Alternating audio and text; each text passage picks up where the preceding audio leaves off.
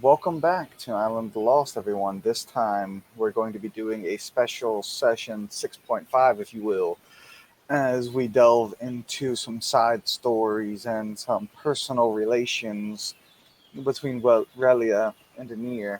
I cannot confirm or deny if there's going to be any future sessions in this vein, as we have not heard anything back from if other people are going to do stuff like this. But I hope you enjoy this bonus content, deleted scene OVA, if you will, of Island of the Lost. Everything in this session will be relevant to the story as a whole, and it will be considered canon in the saga.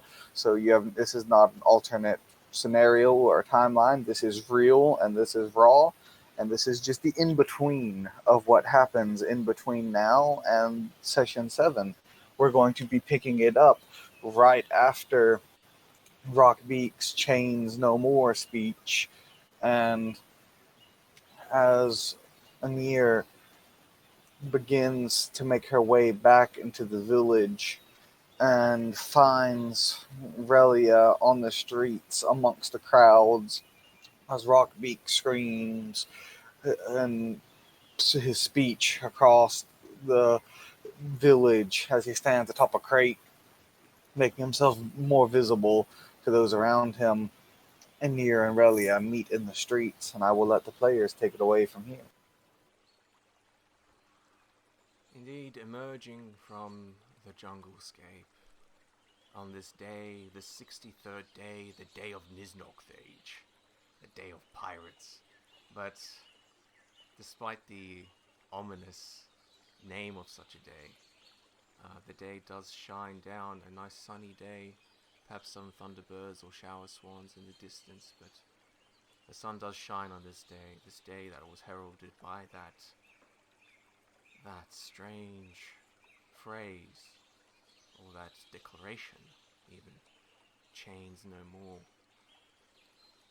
You flash across the village, all the people around Rockbeak, the iron-shelled, standing there mightily despite his wounded form. He stands there as a beacon of hope and a beacon of freedom for these people.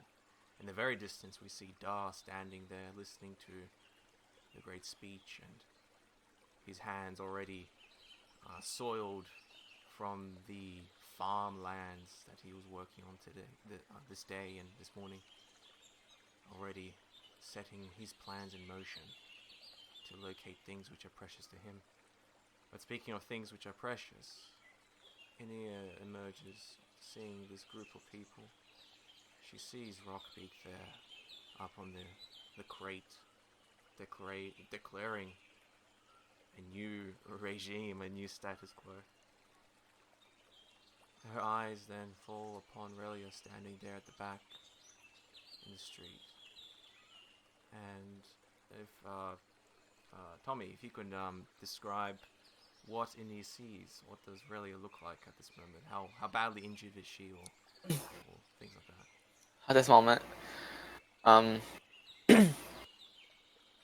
I have still simple rags, a ragged, torn, sort of dress-looking thing. My arm is cast in something to help it heal because it's broken and unusable right now. So I just have one good arm at the moment that can be used. And at this moment, I have a. Oh, I'm sorry.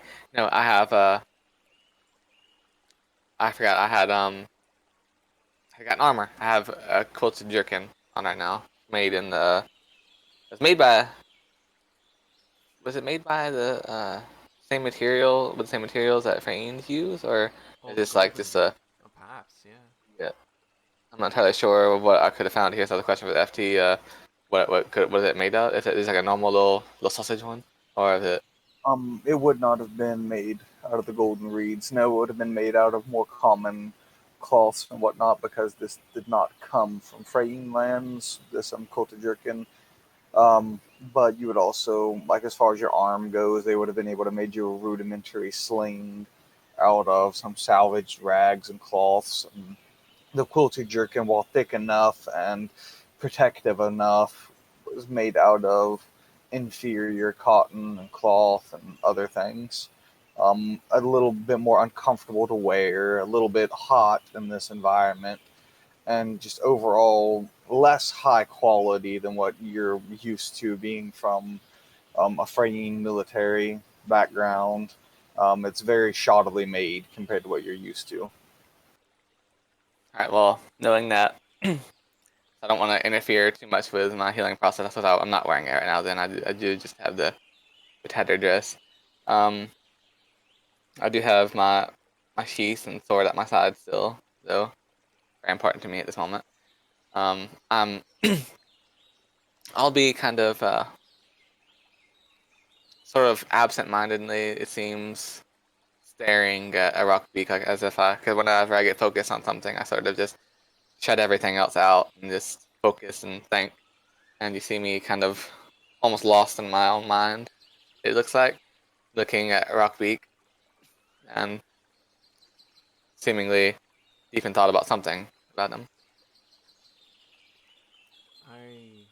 Oenir slowly approaches from the edge of the jungles and carrying her things with her. She Also, I probably spots. have a bandage over. I hit my head, so I Yes, probably have yeah, a bandage over my head yeah, at the moment as well. So I'm just really bandaged up. I'm not looking too good, and you see, you can see that I have trouble breathing, and I kind of have to sort of have to take deep breaths, and um, I guess I'm probably slightly wheezing at this moment, mm, um, because I pretty much broke my rib, so it's very painful to breathe and I have to do it slowly. And yeah, yeah. So slowly, I see someone familiar. Something's around, some sort of bandage, some cloth, some linen of some kind is wrapped around her head. And then, as I get closer and I realize who it is, I very quickly almost jog, almost half run up. Relia, you feel a slight tug on your right shoulder, and as you turn, you see Oenir standing there. feeling this, I sort of seem to get snapped. I snap out of my seemingly trance that I was in, staring at Rockbeak.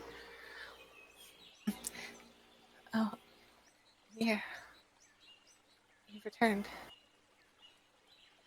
Are I you have alright? a look of shock and confusion. I look between you and Rockbeak there in the distance, just over the heads of the crowd that's gathered around him on the crate, and I see you, and I then, as he asks me that, I brush away some strands of hair away from your the wound on the side of your head, and sort of inspect the bandage, and then I look down and look down at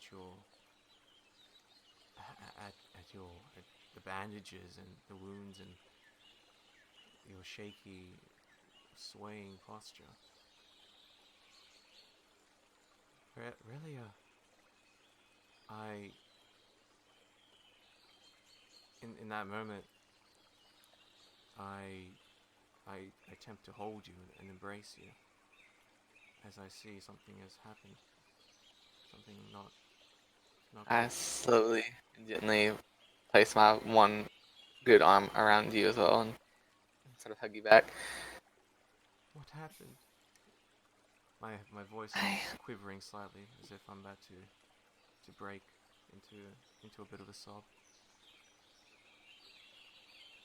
sort of gently nudge you like on your face, like with my cheek, and sort of as if almost as a reassuring thing, as if to comfort you a little.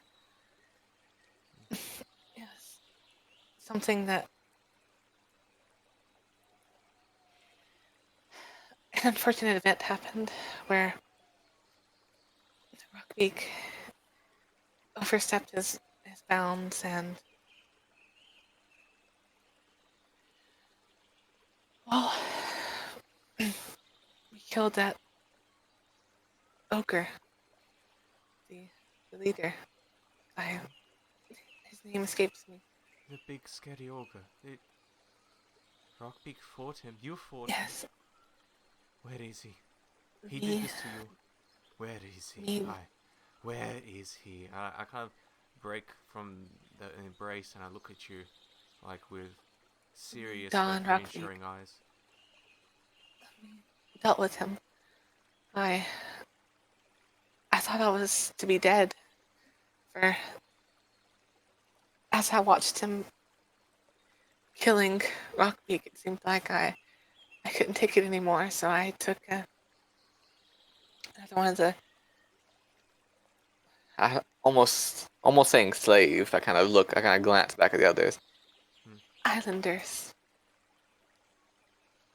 And I took one of their weapons and attacked the ogre.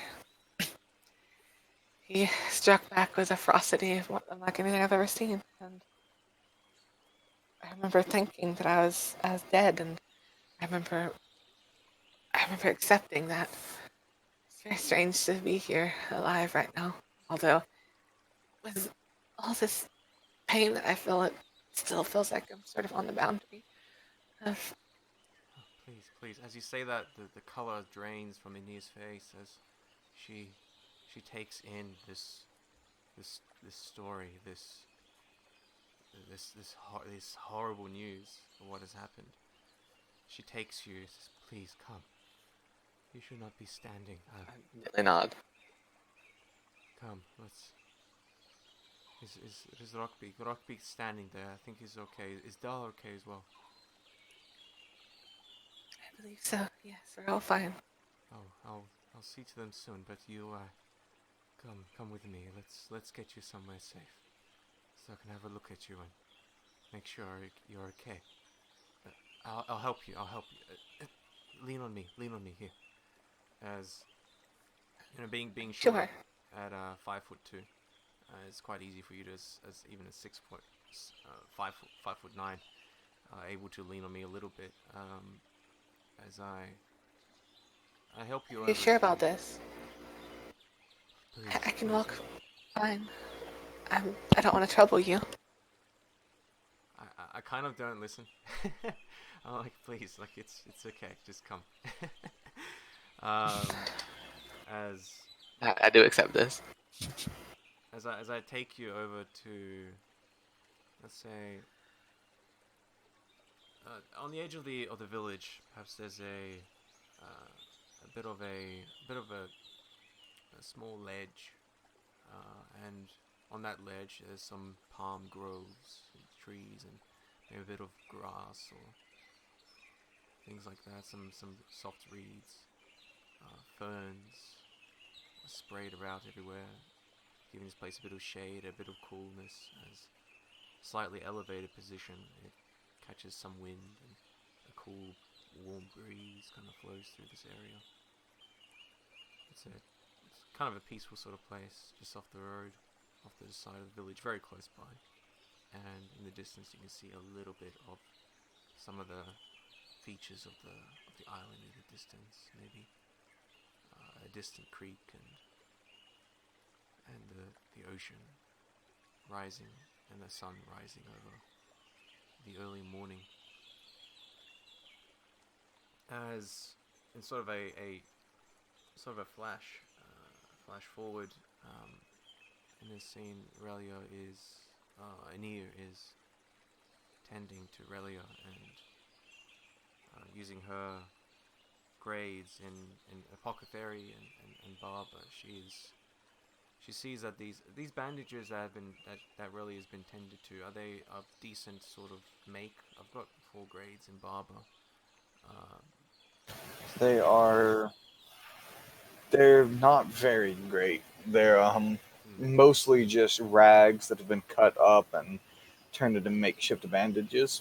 Yeah. You're pretty sure they haven't been properly sterilized or anything on that order. They're better than absolutely nothing as far as stopping blood loss goes, but they're very poor quality. So anything which needs to be fixed, as far as I know, I do fix, and I then grab my apothecary satchel. It's sort of the old straw hat which Da, the speaking tree, made for me. Now been turned into a basket sort of satchel, and inside there are lots of various strange-looking, funky herbs, remedies, fungi, centipedes, slugs, shells, and all these sort of primitive looking reagents. Take out like a large conch shell and I start to mix in a few dried berries and leaves of some kind and start to mash that together into a greenish and slightly purplish sort of paste, which has a bit of an acrid sort of smell. But I begin to apply that on you, and it starts to soothe you a little bit. And I then put something in your mouth, and I tell you to bite on this and suck, as it's like a large sort of thick leaf. And it's dried, but inside its stem, it's got like some sort of strange, funky, like ginger-like juice, and it does help a little bit to relieve some of the pain, a little bit. I do listen to everything that you tell me to do. And during this time, you see Oenir is a lot calmer than she was in prior situations, which were tense, you could say. But she's handling the situation better. She's not as shaky as she was before, but you can definitely easily tell that she is absolutely... She's taken aback by what has happened to you. And it was at the time when she's inspecting your side where the vicious mole club hit you and sent you flying, that she breaks down into sobs on your shoulder. That she then says to you... Place my hand on like the back of your head and gently rub. And you do this. She says to you, between the sobs, "I'm so sorry. I'm so sorry. This happened because I wasn't there. If I was there, if I listened to you then, if I didn't go after Kel, if I listened to you, I could have been there to help you and the others. I'm so sorry, Relia. I'm so sorry." I'm gonna like pet your ear, like one of your right ear. And as the... Yep.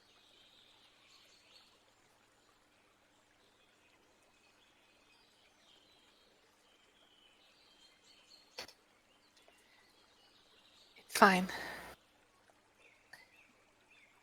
You did what you wanted to do. You wanted to protect Kel, and I understand that. You did what you thought was best, and you had no reason to believe that I was going to be in any trouble. Not really. I was being selfish, Relia. I sniffed. I was only thinking about myself. I'm responsible for you, and for all of you. We're a pack, we're a team, we're a family. We've survived here on this island, and we're going to get off this island, and I'll never do that again. I promise you. I'll never leave you again like that. I've never really had much of a family. So I understand that it's common for seemingly all living beings to be selfish. Oh, you have me, and I'm your family, and so is Rockbeak, and so is Da, and even Kel. You do have a family. I want you to remember Yes, that. but I know, but you don't have to really be responsible for me.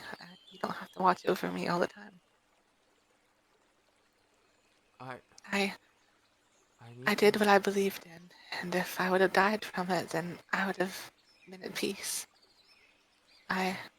Everything that I don't regret anything from this. I felt the passion swell up within my heart, and Well, I suppose it was a time where I didn't think, I just sort of did it. I find that my mind gets in tangles a lot whenever I think too hard on things. You see, I'm not the smartest person in the world. I have trouble understanding things. It's Well, easier for me if I just follow my instincts. Relia, I don't think that's true. I think you just say that, but I do think that you. I really, really do think that you are far better than you say you are, or you believe you are. I've shown you many things. I've shown you a little bit of this, and I point over to the barbarism, the apothecary barbarism. I've shown you a little bit of this, and you've shown me some of your drawings, and I've been practicing a little bit, and it's Aurelia, you. I didn't say that it was impossible for me to learn, It's not. but It's I've not always been impossible. told that I was sort of simple, and while that may be true, I it's not if you if anyone puts their mind to it, they can learn no matter what things might hold them back physically or mentally, and I proved that. No, you were not simple, Relia. Yes, you did. You did prove it.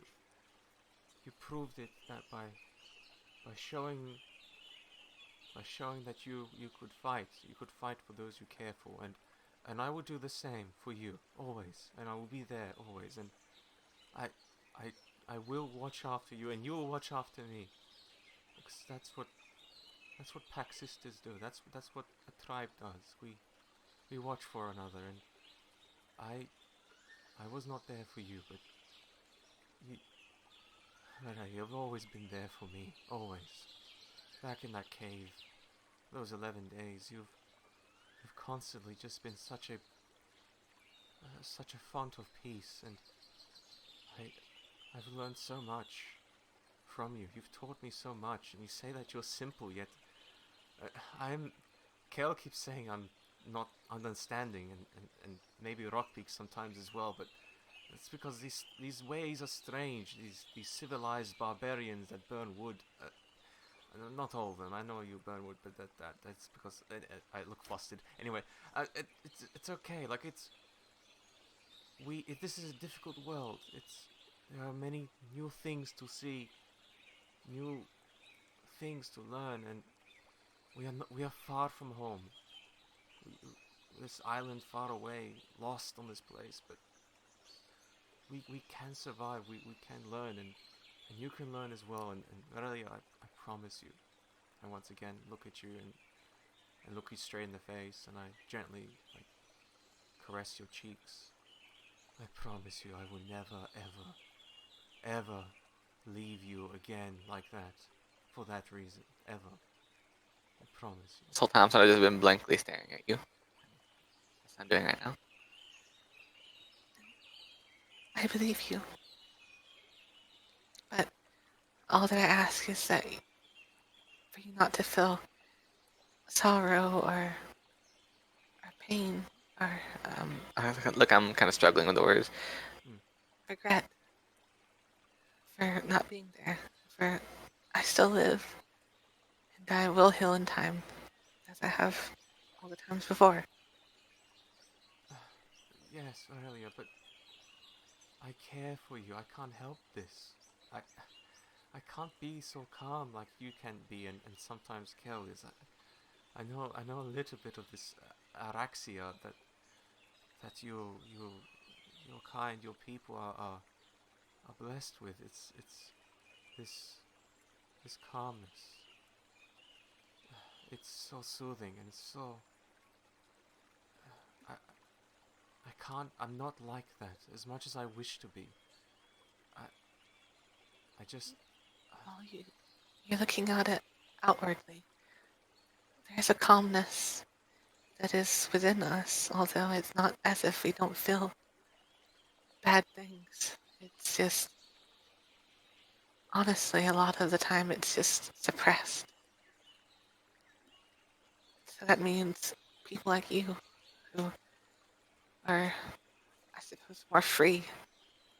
It can be a blessing, honestly, because when things do finally spiral out of control and everything that is in reality held under finally breaks free, it's it's terrifying what happens to my kind whenever this breaks. For a while there, I stop and listen as I look down at your tattered dress and kind of like absentmindedly sort of rub it and sort of straighten it out. As I then a look of recognition and understanding comes across my features. Yes, I think I know what you mean. And I have like a sort of a dark sort of 1,000 yard stare for a second as I remember being the cause of that on many frame in the past, where they would be made to suffer as they were fed upon by the Bob and she, and eventually most, if not all, would crack and would become that empty shell. I slowly nod in this moment now, as in front of Aurelia now, slightly trembling, and then come up to your face and just nuzzle you and embrace you again tenderly.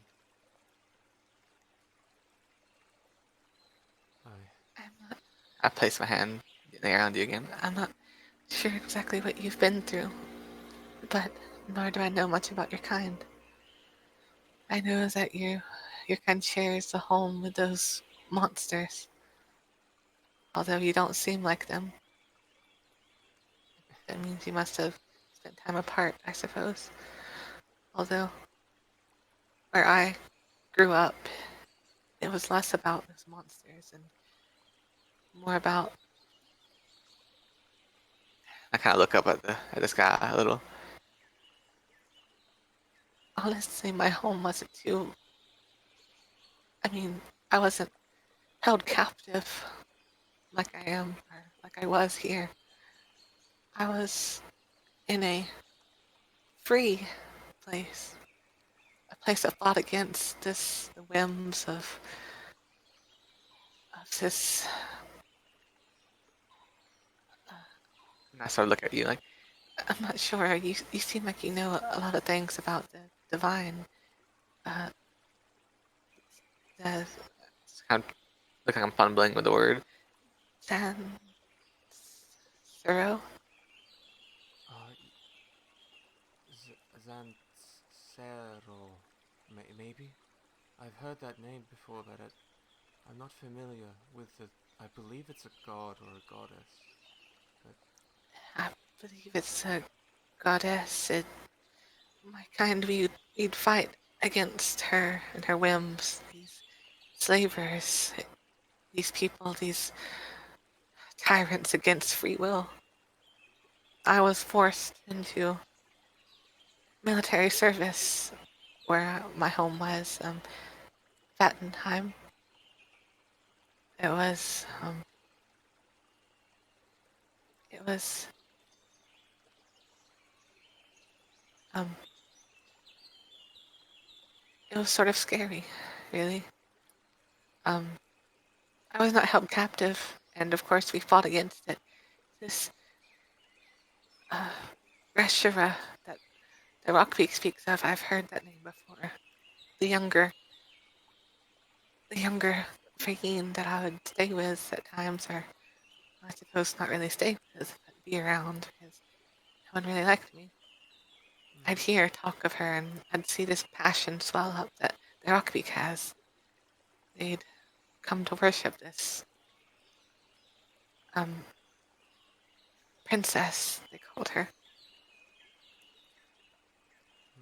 missing intention?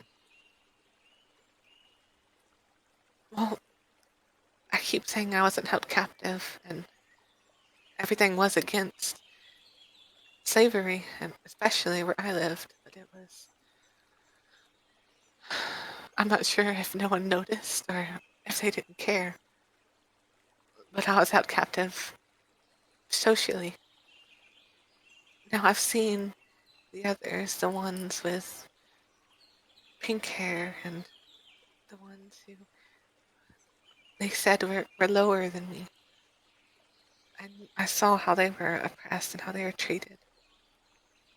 Yes, I think I know what you're talking about. I've seen a few of them. I'm not saying that I had it worse than them, and I'm not complaining. Although people would see through me, I could never garner any attention. And it felt like I was a ghost of some kind, a spirit. Because when I'd try to talk, no one would listen. When I'd try to say anything, speak out against something I had a problem with, or even when I spoke of something that I liked, no one would care. Socially, I didn't exist and I was alone. Even though I was surrounded by people, I wasn't mistreated, really. My my mother, when she would get angry at me for not understanding, she'd call me simple. Although that was really the most of that I would feel. Uh, I suppose being oppressed, but that wasn't really. I'm sure she just cared for me. Is all. So I look kind of at the ground a little. In the end, I found a, a peace in writing. I'd write poems, things that I wanted to say but I couldn't. Words, I'm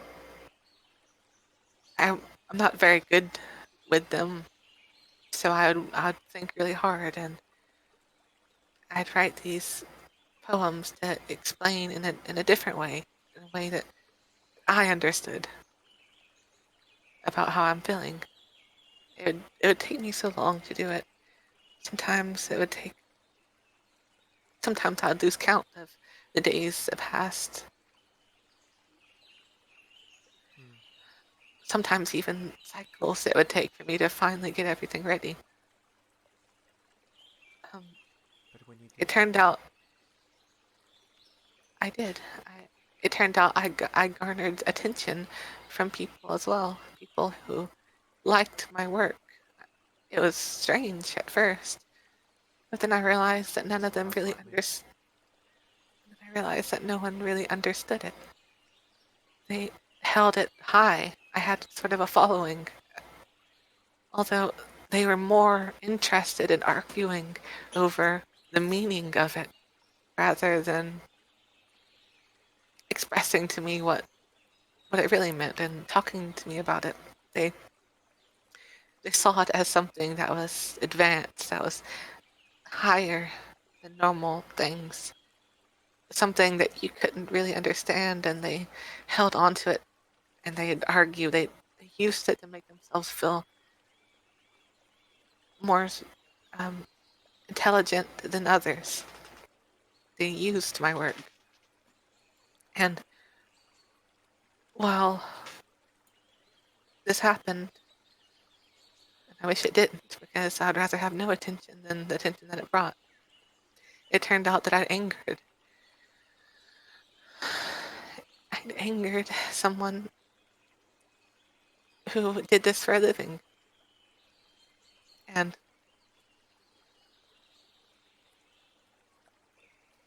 So I go silent for a little. And what happened? I'm just staring at the ground, kind of silent. and that's when they hired these thugs to enslave me and take me here. I was beaten and brought to the slavers because that person. They didn't want to deal with my competition anymore. And please understand, I was never trying to compete with anyone. It was just, You did it nothing slipped. wrong. You did nothing wrong.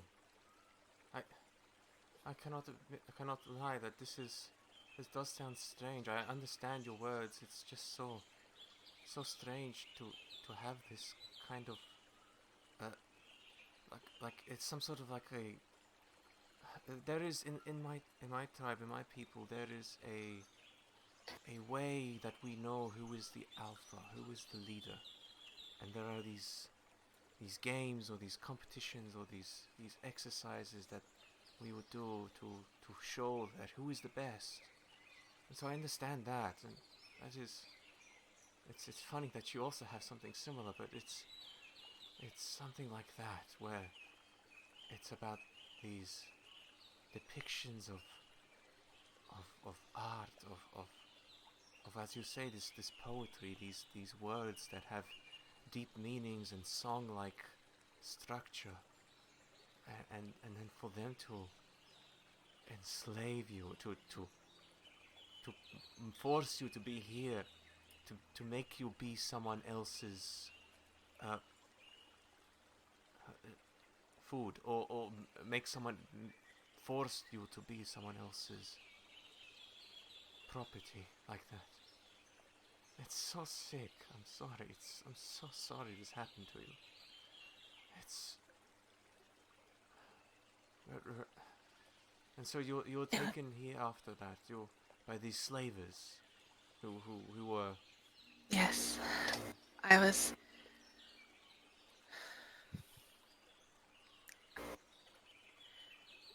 Well, I was a soldier because by force, because it was expected of everyone in my settlement who was able-bodied, and we all Yes. learned how to fight. We all were expected to fight for our country, our land, our beloved home. Yes, I know a little bit of that. Decay told me. I say a frame name, but go on. It was expected of me, although I hated it. My, I will not lie, I had gotten very good with a blade, a sword. I couldn't catch up with anything else. It was the only thing I could use, which was good for me, I suppose, because it was the majority of us did use them. Yes. I had gotten well skilled with it, although I've never liked to use it. The times where I did kill were very pleasant. It was, Yes. it was, I was taught. I know those monsters that live in the forest with you. Those things are not even sentient, really. They No. all deserve to die. But this, I started looking down a little. That's what I heard, at least. That's what I was taught. I was taught the same thing about these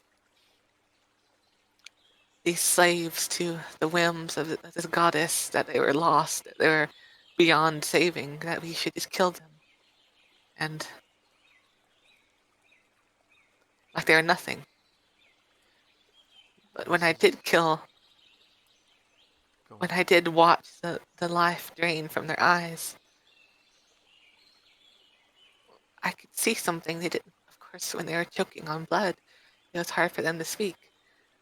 But they didn't have to speak because I knew there was something, even in that moment near death. Perhaps, I sort of closed my eyes as if remembering. Perhaps if this control over the mind of my eyes again was almost lifted from them in death, that moment before that they they perished before they went on to the afterlife. I could see something in them. And whenever I would begin to feel sorry or regret my fellow soldiers, they would just sort of tell me how I did a good job, and that how good it was. It was something that needed to be done. It was something I did well. It was something that you wished to prove yourself with, perhaps, or to to live up to their expectations, right? Something like that. I'll be honest with you, I never too much cared about the expectations of others. It was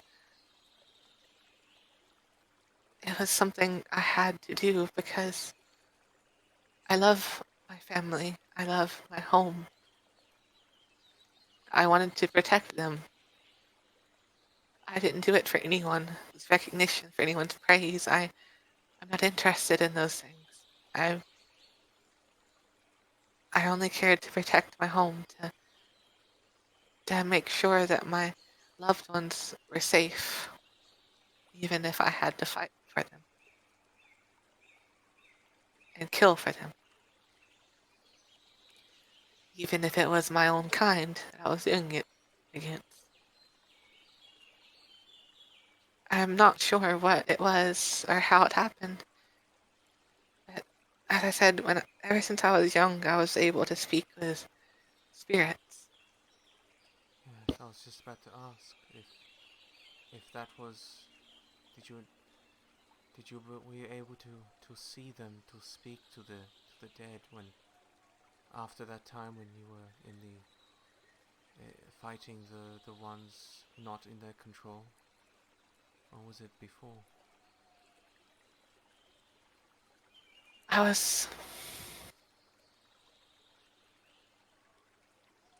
I never tried talking to the ones that I had killed. That was something that I wouldn't do. Because, you see, when you murder someone, there is a closeness that you feel. I give you a knowing look, like a I stare into your eyes. You can almost see through me. You can almost see into the depths of my soul, and it's very plain. I've I learned, know what you're talking about. as an artist myself, I know that there is a beauty in fighting. While it's not for me, I know that there is ways you can learn of a person. You can know someone deeply by fighting, by killing them. I didn't have to speak with them because I knew everything they could say. I saw everything in them before that they left this world. I see it too. I see it too. And that's really I see it too. And it's why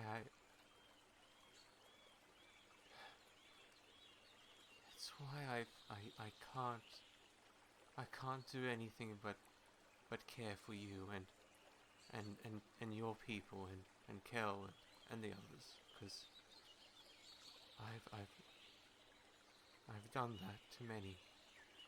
I've done that to many of your people. I've done just that, and each time it has left a mark, a wound. Each time I remember it. I look down. I find it so strange, all of this. I I don't understand. I'm glad that I had met you because it troubled me. My people, like I said, some of the times I've only ever gotten real praise was when I'd do a good job at killing. And it was always so strange to me because it was no sin. It was nothing wrong. It was something that was encouraged, something that was a good thing. Although I always felt in my heart that it was. always at the teetering at the edge of my heart, of my soul. It never felt right. To take someone's life is not something that should be done. No matter, I believe, not how far they are. I feel this tinge, this, I'm not sure what to call it, this weight upon my heart. Yes, something that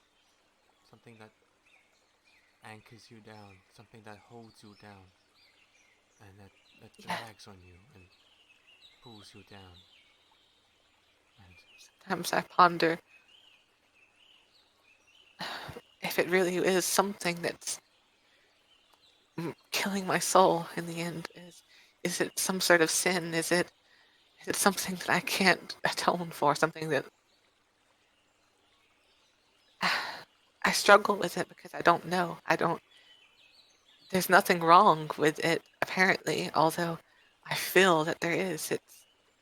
I feel like I am beyond redemption in a way, but not necessarily because I don't know. My people don't even believe in forgiveness, and it's all atonement. It's all making yourself worth something. If you cause a wrong, it's you have to do something to make up for it, which is so strange because I'm learning of this strange forgiveness from my friends. It's forgiveness is when you let a wrong go by without punishment, without atonement. They say that they're sorry, and instead of telling them to go make up for it, to not be so useless, you just say, it's all right. And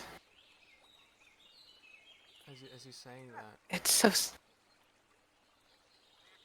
you say that, and all that, I very slowly, I draw my hands down, my clawed hands, but carefully down to your hands, and I kind of open your right hand open. I kind of stroke your palm a little bit before I then take one of my spare hands and reach back and take out something from one of my pouches, and it's a copper medallion of a chariot that you've seen me carry around. And the coolness of the metal, it's slightly warm. It's been kept on me all the time. The warmness of the copper metal, it shines. It's actually quite well kept, taken care of. It's not burnished or burnt or rusted or anything like that, corroded. It's actually quite brilliant now. And I put that in your hand and kind of look up into your face with just utter compassion and love. And I put this symbol, this medallion in your hand, and I look down at it and I say, you know, my father was afraid. My father was, his name was Oenir. It is my name as well. My mother gave it to me. I've always had a connection to your people. I know it may sound strange and horrible, what I just said to you, but I don't know, there is something in me which yearns for you and your people, your kind. You especially, Relia. I've never felt this with anyone except for perhaps the one which gave me this this this pendant. It's from one whom I loved, whom I love. His name is Decay. He's a Frehin, just like you. Not as pretty as you, but He... He's... I'm blankly staring at you still. I look down at the pendant, kind of rubbing it in your hand. He was a worshipper of Are, and it's I glance down at the pendant. the same goddess that I pray to. There are a few Freyin peoples in Rodland that pray to Are.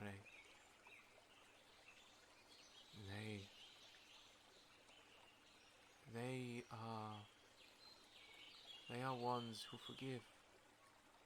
You say that it is not common for your people to forgive, but it's atonement. It's making wrong things turn into right. But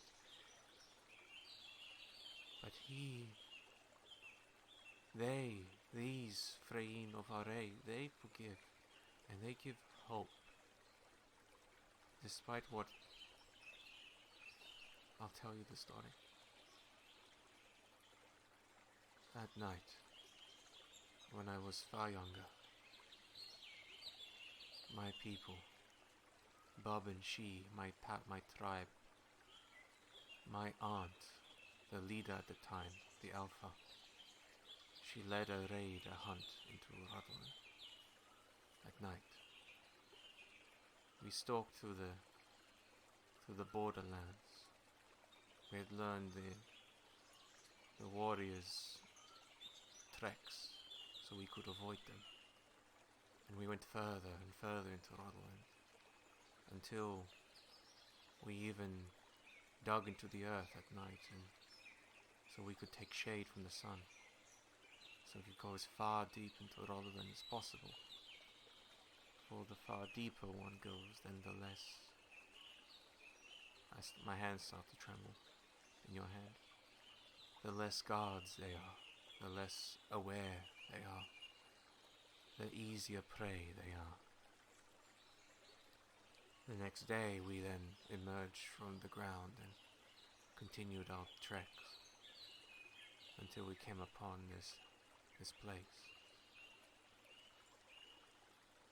It was a coven of those who pray to this goddess. I pause for a long moment. I'm not looking in your face as if it's too painful to look at it. I can't. I can only look down at the pendant. You don't have to speak of this.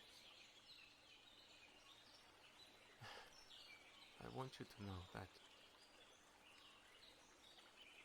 there's a patter of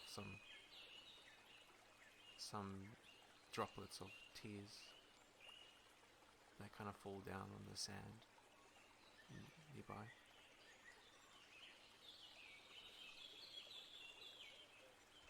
Are you looking at like towards the ground at this point? Towards the ground, yeah.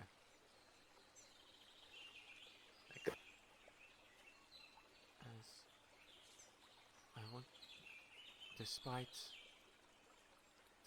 everything that happened that night, despite what I did, this Freyin, this TK, he did not Gently hate put me. my hand on your face and make you look at me, like so you're centered so I can see your face. I struggle and I resist for a moment, but then I do look I up. gently do. I'll try to do it very hard or anything, and Yeah, yeah. there's a bit of struggle, but I do slowly look up, and there's definitely just tears and puffy cheeks, and I look into your eyes, and I go to move my broken arm, but kind of struggle a little and stop. please, Instead, I stop and I take some of my hair, my strands of hair, because my hair's so long. I take some of it and sort of wipe away your tears with my hair. I try to struggle out. He didn't hate me for what I did. He didn't seek any atonement from me for what I did. He just forgave me, even after it. I saw that, and I couldn't understand. I thought it was weakness at that time. I thought because he was too weak, the little thing, that he couldn't do anything, and so he just was strange. But no, he could have. He could have slaughtered me. He could have ended me. He was powerful in his way, blessed by the goddess, but he didn't. He just forgave me, and he gave me this.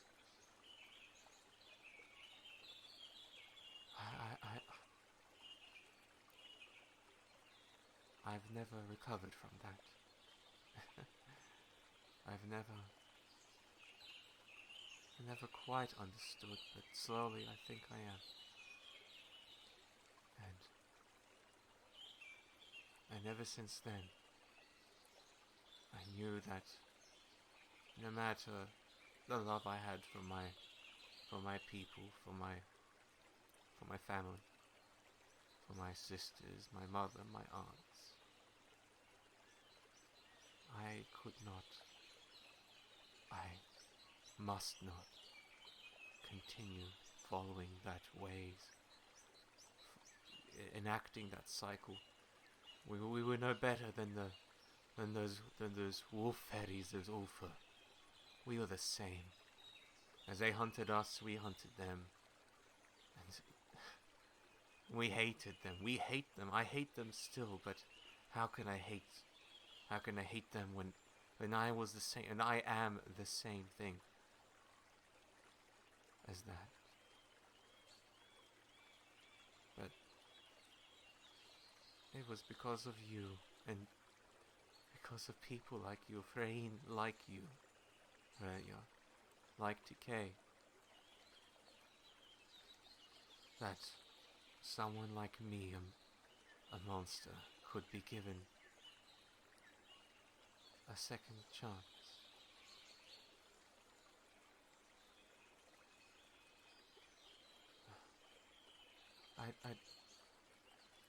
Relia, sweet, beautiful Relia, if I am deserving and have been given a second chance, if I have been forgiven, then of course you can be, you must be. You are so pure. You shine like the sun, and now I can look upon it, Relia. I can look upon it and not get burned, not get sick. I haven't told you this either, but I saw that night when I left, when Kel was eating the Satan 2 nights ago. I left to get our things from the cave, and on my way there I saw one of those creatures, those Fenku, those little squirrel-like things. And I was looking at it. I thought that I should hunt it, I should eat it, that I should bring it to Rockbeak so he can eat. But I felt pity for it then. And suddenly something came from my head, some sort of red blood, I think it was, and suddenly the Fenku, it turned into a Freyin girl. She looked just like you. She looked just like the one which I fell upon that night in Rutherland. But as I stood there in horror at this beautiful ghost, maybe, she did not, once again, just like Decay, she did not have anger. She did not accuse me. She did not wish to take revenge, despite maybe she should have. It would be some sort of justice. It would be the right thing for her to do. But no, she didn't. She just thanked me. She thanked me that I did not kill the creature. She was kind to me. And as I pondered this on the beach, and as the sun crossed across the fire in the distance, I saw flashes, I saw light. And now I can be in the sun. Now I no longer am burned by its touch. I have felt light, hope fill me. And it's because of Are, I believe. This goddess for hope, this forgiveness, this...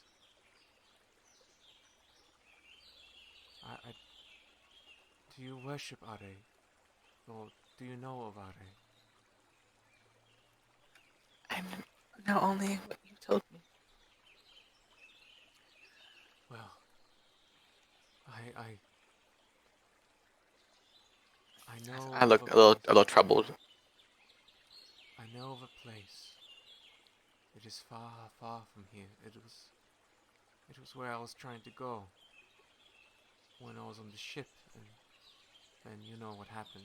You know, we were shipwrecked here, and we were attacked by silence. But there's this place far away. It's called Narsia, and there is a safe place. A place for... I would want to go with you sometime.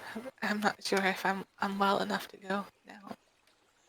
Not now, but when we get you healed, of course I will But take you. there's something I want to do. This girl, it was someone you murdered? A long pause. Yes. Yes. Allow me to try something then. Just try not to make any sound. I sniff and then quietly wait.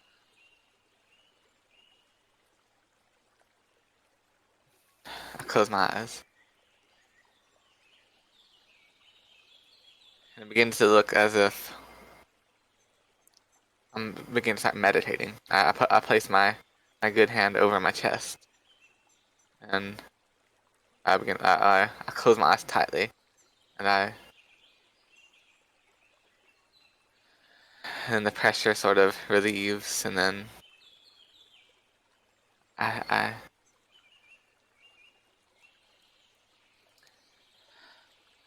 I'm at 2 health, right? So that's -5, or how much of minus is that? I'll make a roll. It's -5, yeah. Yeah. I begin to enter a trance.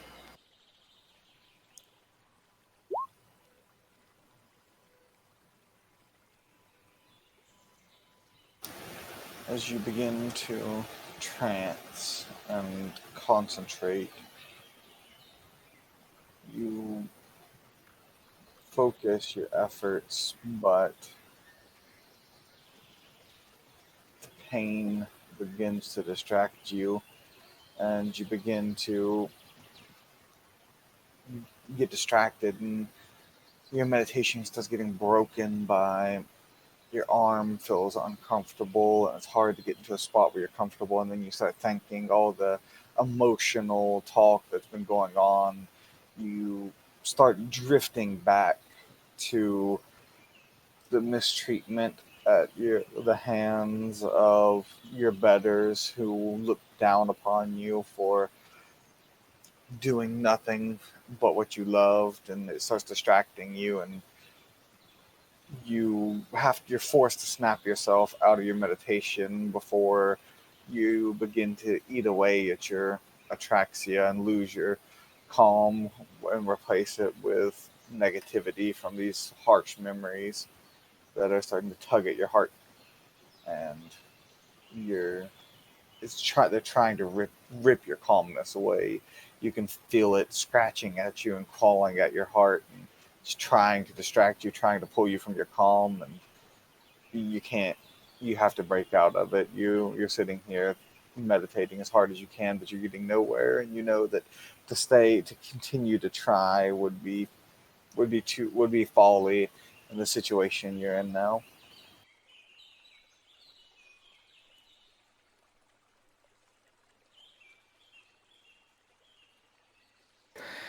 My eyes open up again, and they widen, and I kind of breathing heavier than I normally am from my wound. I'm gonna make a move towards you. I'm, What is it? I'm very sorry. I tried, but I can't focus right now. Oh, please, please, no, no, no. Please, please, not yet. Please, just rest. Just, uh, please, please, don't push yourself now. Just See, focus on. I'm worried about this girl you speak of. If I feel this burning in my chest, I'm. It's like fear in a way, but not normal. I don't know. I can't explain it. I feel this. I fear for this girl because if she's following you after death, after this time, what is to become of her? I want to help her. Uh, yes, yes, but here, let me help you. As I kind of get up and then move just sort of behind you as you're sitting down, and I kind of position myself so that not on your broken arm side, but on the other side. As I then kind of like half cuddle you from your left side, as if to just like have that closeness. Um, something a Bob and she would do to help relax another Bob and she, just by sort of huddling together for warmth, and for warmth is not really necessary in this climate, but just for that closeness. You know, you can feel the beating heart and get that security sort of feeling. I look down at you as you cut up against me, and you see a slightly smile, and you see a very, I mean, you have your perceptive eyes, see a very faint glow come upon my cheeks. I You do then this. see that, and I then begin to hum and sort of kind of sway slightly in a very, very calming, meditative trance. As a moment passes, as you're sort of looking over the distant jungle and the ocean in the distance, and the clouds are rolling by, the gentle swans as well. After a while, I say, I close my eyes to this, and I think within moments, it doesn't seem like it happened. It happened so fast. You think you realize that I might have fell asleep as you sort of fall into trance, because or yeah, absolutely, drifting. it's gonna be I tongue drift sleep into soon. So this, yeah, this trance. I close my eyes, and as you, this faint glow, and you see it sort of, it's there, but it sort of fades, but not in a bad way. It fades in a sort of like calmness. how yeah, how as I begin to drift into the trance of sleep. As you sort of drift away, I say quietly, and I think I think maybe it was Are. I think maybe it was Are. I think she's okay.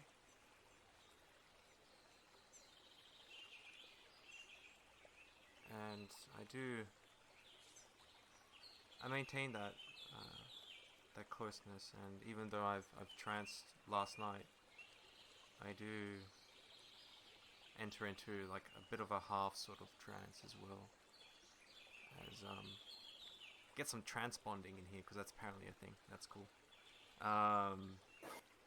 So sort of like sharing a dream as we both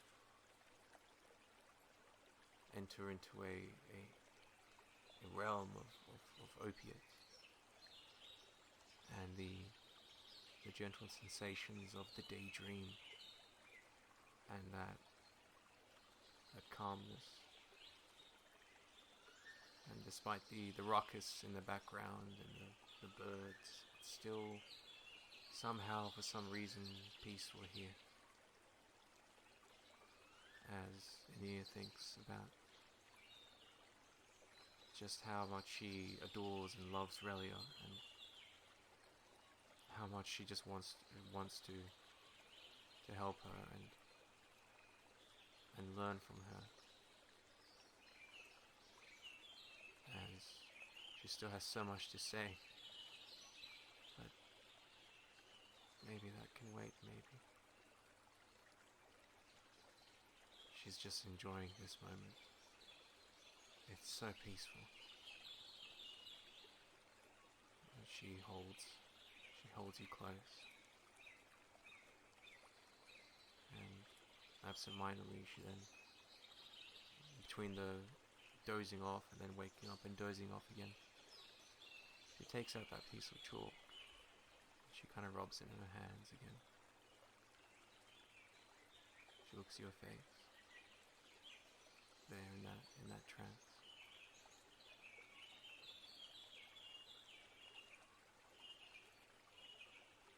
She feels peace.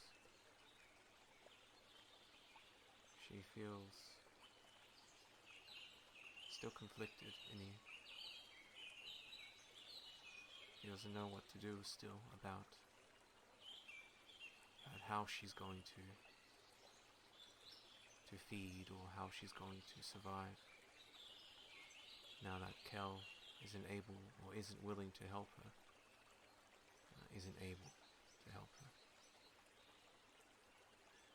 her. As you sit and looking at my face in my trance, you see, almost as if I remember something, my eyes slowly open from the trance.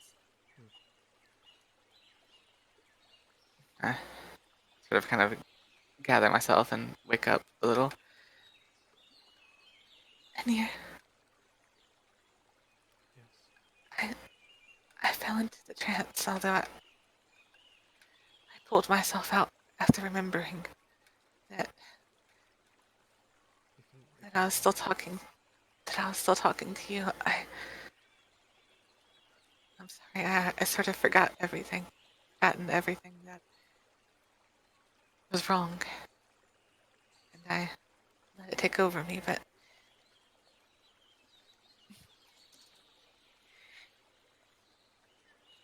I'm surprised I was able to remember in the trance that I felt something.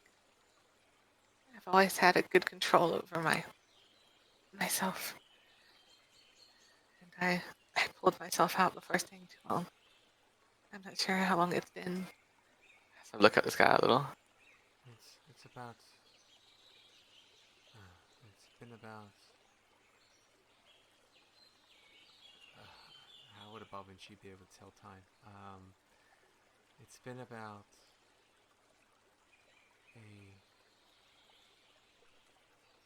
a finger of a day. So that would maybe be like, each finger would be like an hour. So if you cut up the day into 10 parts, so a finger would be like a tenth of a day. I sort of look at you like slightly confused at you saying this. So I'm not familiar with the term, but I gesture up my hand and kind of like look at my fingers. It's been about a count, and you see me like fold 3 fingers in. It's been about 1 finger, or maybe 2, out of the day, and I show you like the 10 fingers equals a day.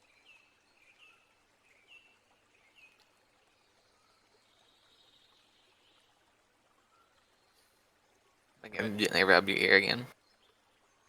Your ears are so soft. It feels like some sort of animal that one would keep as a pet or something.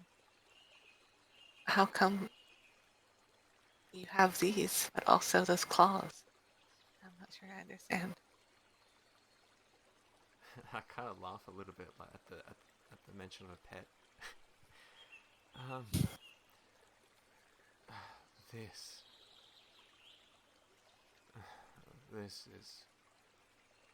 this is what my people do to hunt. We need this to hunt. These things. I look down the claws. I saw the same blank expression on my face, but you see I'm pretty focused on your ears rubbing it though. Like I seem to have a blank expression, but you can tell that I'm very interested. Hmm. As you sort of start rubbing my ear, and it kind of flicks every now and then. You can tell I have like a lot of motion with it, so I can actually turn it almost 180 degrees, sort of, to catch various sounds. And even generally, like if I'm I flicks and fidgets a little. I slightly smile at this. yeah, Sort of breaks my normal blank expression as I have a slight smile up on my face. Maybe not enough for a glow, but just a very slight. I just look down.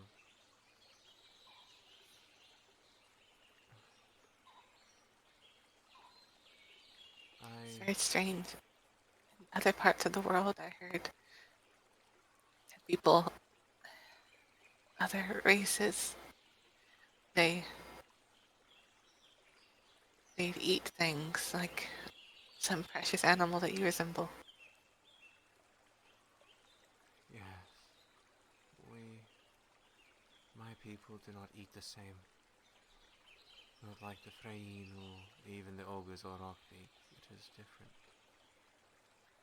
It is through this that I eat. I just kind of like stretch out my claws. It is the way that we were made.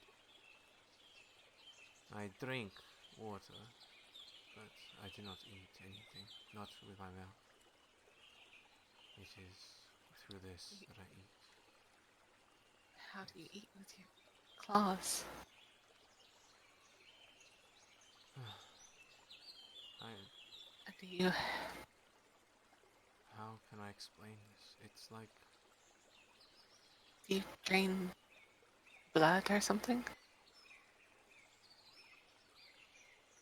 drain, yes, it is some sort of drain, but it is not blood per se, it has to be alive. And you do this to people. Yes. I can also drain from animals, though it is not as good, but I can. I can do that, but I Is trail it? off.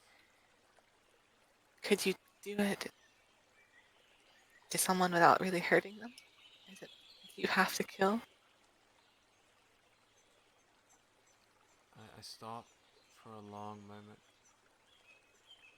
What do you mean? I this is not like it is possible, but it's not like it's this it takes away their life. It takes away that which makes them living. It is not something that anyone would want, that would willingly do.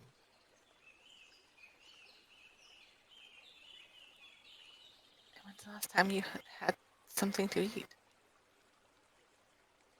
I start getting very, very nervous. It was yesterday. One of the monsters that were taken Kel. They saw me coming after them, and they were about to trap me, but I managed to escape, and one of them fell on me, and I ate them.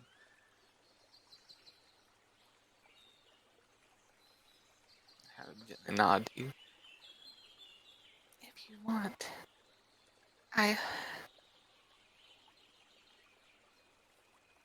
I am familiar with drainings of this sort. I, if you if you'd want, you could feed off of me. As My friend, the spirit, Breastfin, he asked of me to feed off of my essence. He wanted to feel alive again. So in exchange for that, he had given me the chalk. I am familiar with these things, and I could handle it if you want. You may use me.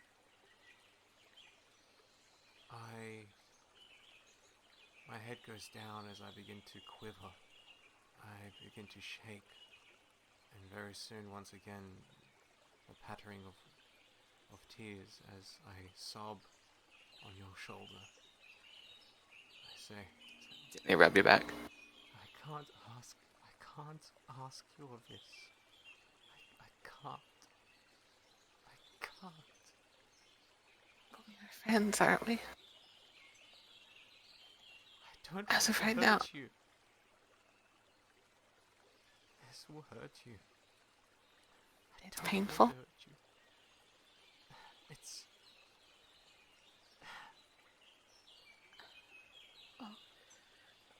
I couldn't help you in the way that I wanted to. So I would accept you doing this.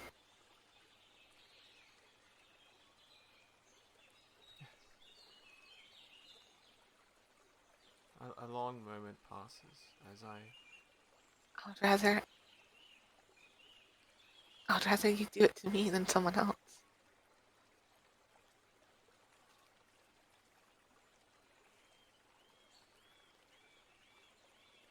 a long moment passes as I hold you. Although I'm not sure that I would taste very good. I look down a little. I was only offering. I wanted to help. I didn't really think of what it meant. I've never thought of myself as food before. You're not food. You're precious. You're precious, Relia.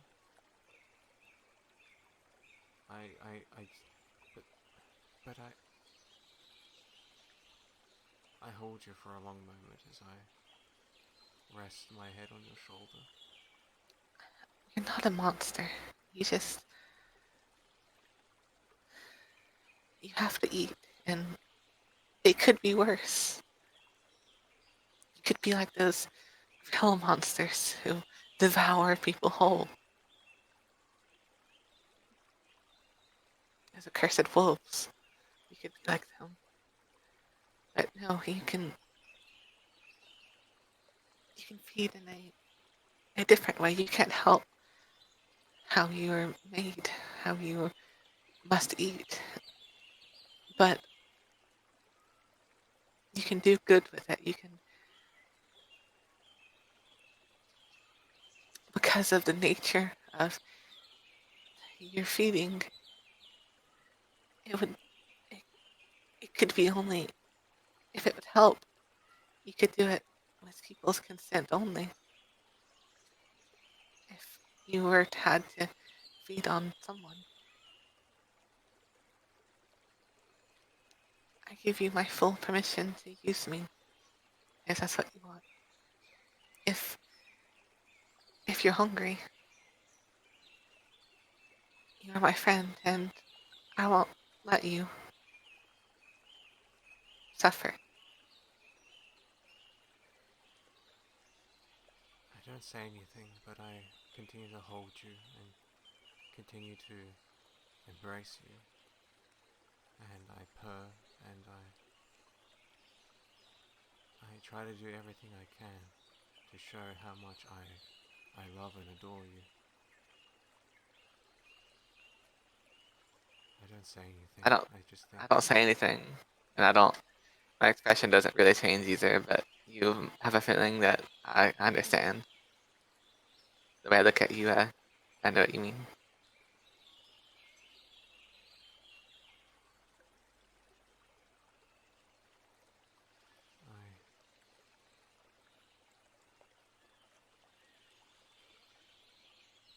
I will do anything I can. Anything I can for you, Relia.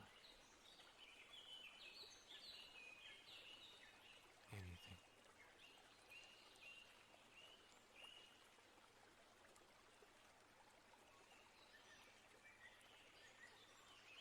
Thank you. You're very welcome, my friend. Always.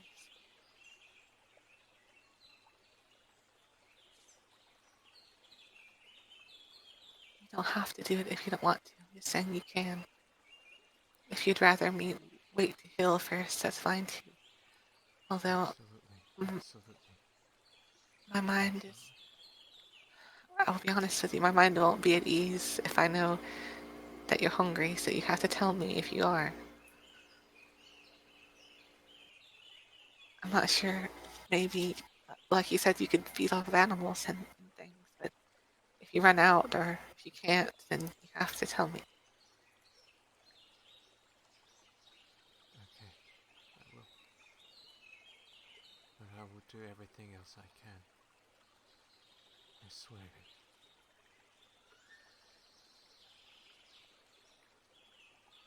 As I gaze off into the sun, as it rises in the close to high noon sky, maybe, as the light filters down through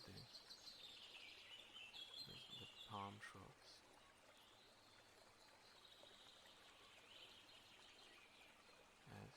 And yeah, Yes. if you ever learn how to read as you want, I think someday I want to write you something. And I want to read it. I really do. I find myself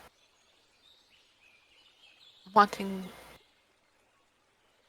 to say something to you. I just can't say it. But I feel that perhaps if I put it into words, a poem, that perhaps I could express it properly.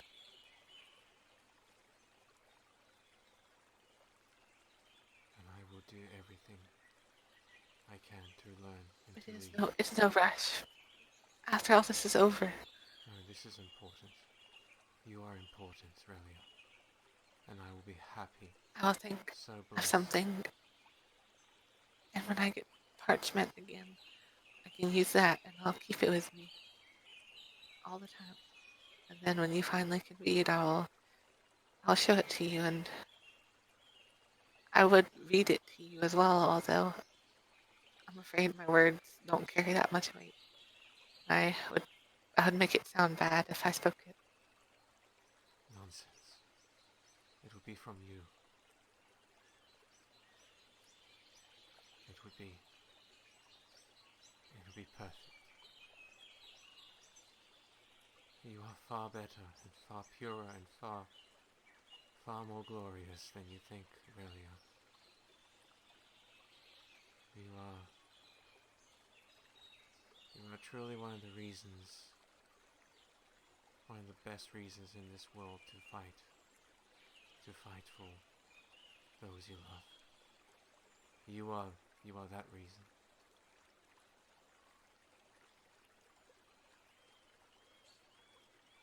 Thank you. I mean it. You are better with words than I am, and I hope it's enough for me to say that I feel the same with you. It means more than you know. But don't worry.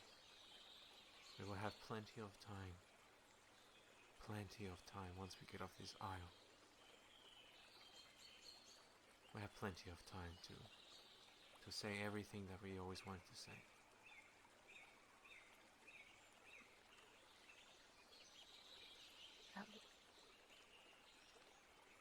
That sounds truly wonderful.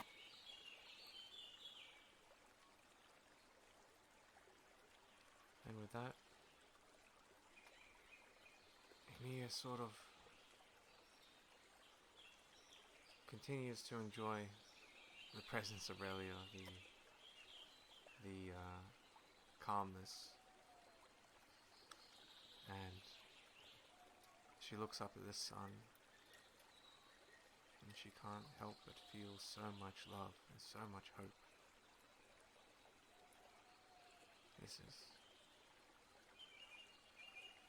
And she feels a burning passion as well, a burning desire to make sure that this girl, this Freyne, is absolutely protected and nothing ever happens to her. She is willing to do anything to make sure that she is well.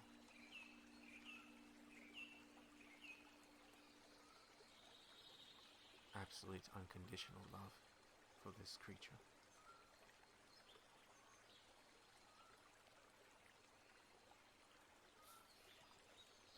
And as Relia, as things begin to sort of go back to a peaceful quietness, and I begin to go back into the trance of sleep again, and thinking on this moment, thinking upon how much all this meant, how much all this means, and thinking about what it would be like to live a free life with the others and with Oenir. It brings great pleasure to think about being able to rub her ears in a free place, and quite likes the idea of thinking about her as like her friend, but also like with her pet features.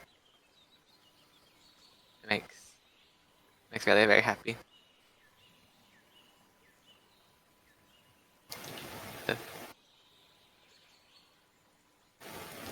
And with that, I think now would be the most appropriate time to end this mini session, if you will, of Island of the Lost. I hope you all enjoyed getting to delve a little deeper into the relationship between two of our wonderful catalysts and into their backstories and personalities a little more. As I said, I'm not sure if this is going to be the only time we do this or not, but it is all canon. It is all part of the timeline. Everything is well. And this is set directly before session 7 again, just to repeat that. So thank you all for joining us for this little bonus content, and I hope that we can see you all next time in session 7.